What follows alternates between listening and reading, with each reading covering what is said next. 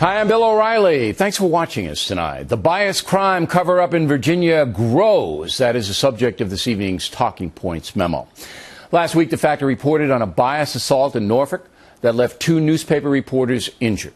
Shortly after 11 p.m. on April 14th, 26-year-old Marjan Rostami and 31-year-old David Forster were coming home from the theater when someone threw a rock at their vehicle. Mr. Forster got out to confront the assailant and was set upon by approximately 5 African-American young men who beat him.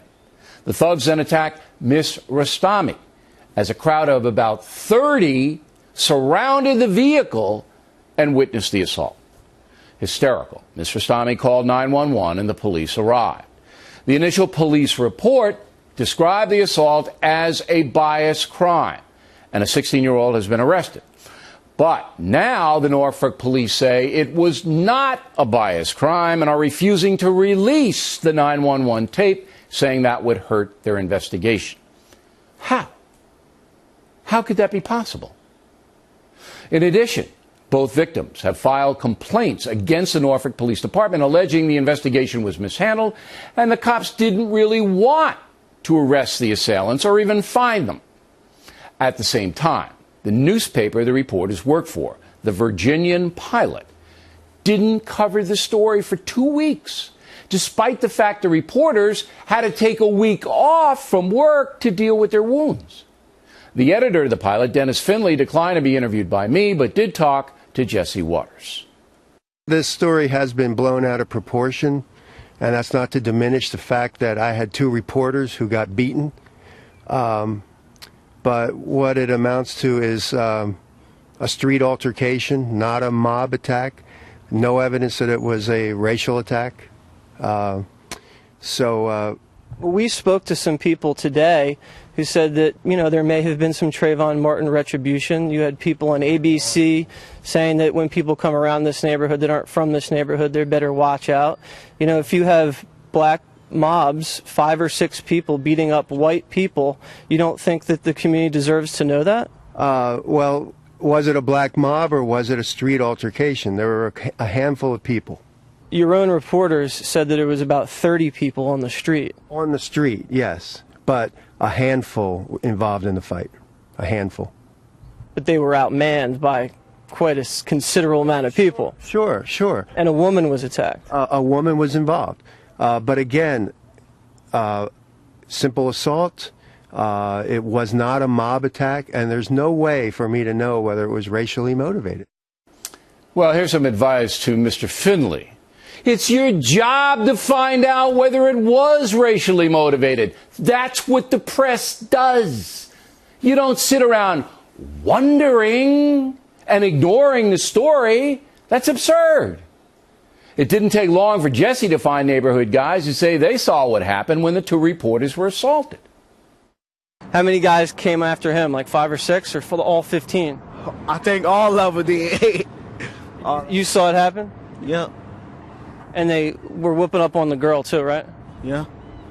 No. I don't know what the girl did, though. She didn't really deserve it. Nah. Was it a racial thing, like a Trayvon Martin situation? I think so. Now, the story gets even more disturbing. The victims, Ms. Rostami and Mr. Forster, have received death threats and had to leave the Norfolk area for a time. They now have security guards providing protection because the situation is so volatile. In the face of all this, Virginia's Attorney General Ken Cuccinelli says his office will not intervene or even provide oversight. Cuccinelli also says he will not ask that the 911 tape be released. Since the victims have filed formal charges against the Norfolk Police Department, who are obviously having trouble getting a handle on the case, we find the Attorney General's apathy troubling, to say the least. So we called Virginia Governor Bob McDonnell, who late this afternoon said he would take a look at the case.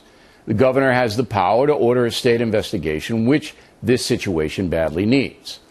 Finally, unlike the Trayvon Martin situation, which the national media aggressively covered, the Factor is the only national news program reporting the story. Yes, Trayvon was killed, and these 2 reporters are alive. But it is inconceivable that had a white mob set upon 2 black Americans, the media would sit it out. But that's what's happening in the Virginia case. And that's the memo. Now for the top story tonight, a debriefing of Jesse Waters, who joins us now.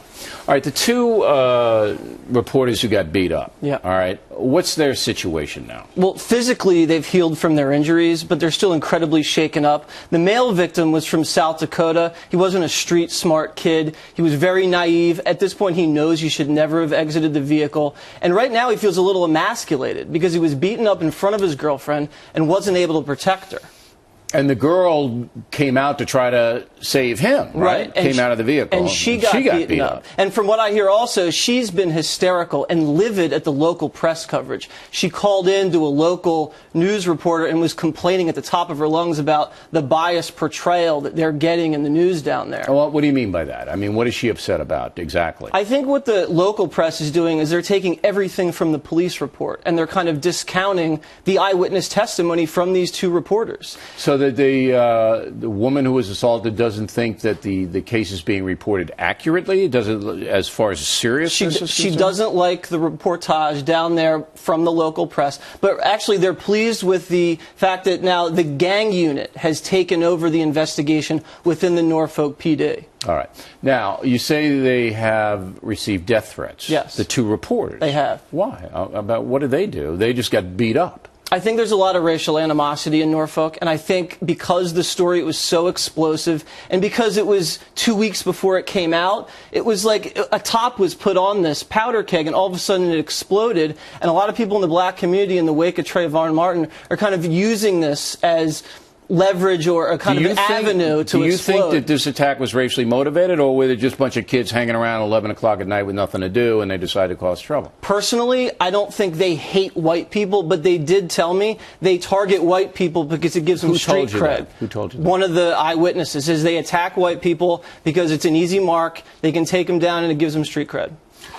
The editor didn't look very good, Finley. No, he didn't. I mean, well, I'm not sure. I mean, you flood the zone with reporters and you find out, we sent you down there. You're not from around there. We sent you down from New York, and you got 10 times as much information as his whole staff has gotten in 3 weeks. Right. So what do you think that's all about? Is Finley afraid of the story? He must be afraid. I think he's afraid of the story, and I think it's bad PR for the city. It's bad PR for the beach community that gets a lot of tourism. And if he was a smart businessman, he would have owned the story. Sure. I mean, it would have gotten massive clicks, massive distribution everywhere, but he was too scared. And now, because he waited so long, he put his own reporters in danger.